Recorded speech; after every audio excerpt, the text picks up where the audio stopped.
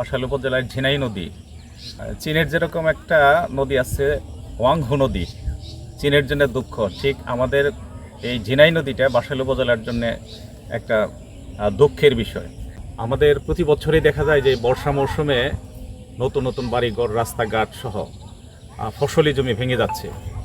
উপজেলা প্রশাসন থেকে শুরু করে নিয়ে পানি উন্নয়ন বোর্ড থেকে যদি এই নদী শাসনের যদি ব্যবস্থা থাকে তাহলে এই এলাকাবাসী উপকৃত হবে এবং বড় ধরনের ক্ষতির হাত থেকে উপজেলাবাসী এবং বিশেষ করে কাঞ্চনপুর, কাশিল, আদাজান থেকে শুরু করে এই এলাকার মানুষগুলো এই ক্ষতির হাত থেকে বাঁচতে পারবে। এই সোনারচর, কাজিরাপাড়া, আদাজান, কাশিল থেকে শুরু করে এই ঝিনাই নদী, এই প্রবাহমান এই নদী মূলত মানুষের দুঃখেরই কারণ হয়ে দাঁড়িয়েছে। প্রতিটা ক্ষেত্রেই দেখা যায় প্রতি বছরই নতুন নতুন বাড়িঘর ভেঙে যাচ্ছে।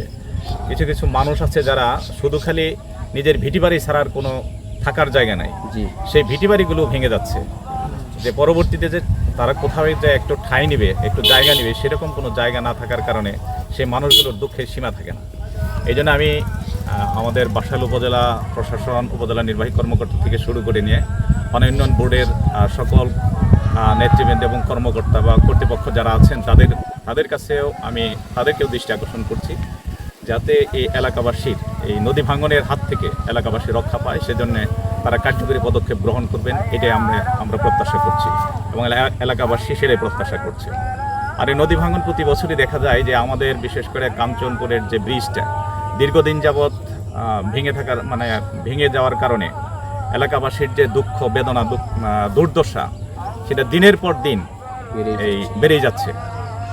এই জন্যে আমি উপজেলা প্রশাসন থেকে শুরু করে নিয়ে পানি উন্নয়ন বোর্ডের কর্মকর্তা যারা আছেন, কর্তৃপক্ষ যারা আছেন, তারা এই ব্যাপারে নজর দিবেন এবং প্রয়োজনীয় পদক্ষেপ গ্রহণ করবেন, এটাই তাদের কাছে আমাদের প্রত্যাশা। এবং পানি উন্নয়ন বোর্ড এই ব্যাপারে নজর দিবেন, সেই সাথে আমি এলাকাবাসী সহ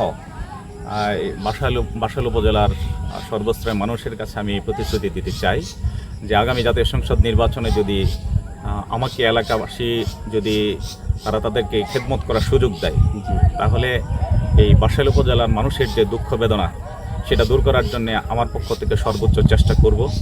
নদী শাসন থেকে শুরু করে নিয়ে এই ঝিনাই নদীর যে দুঃখ, সেই দুঃখ যাতে গুছিয়ে এলাকাবাসীর জন্য মুখে হাসি ফোটাতে পারি, সেই চেষ্টা আমি আমার পক্ষ থেকে করবো ইনশাআল্লাহ। এই জন্য সকলের দোয়া চাই, সকলের সহযোগিতা চাই সামনের দিনে।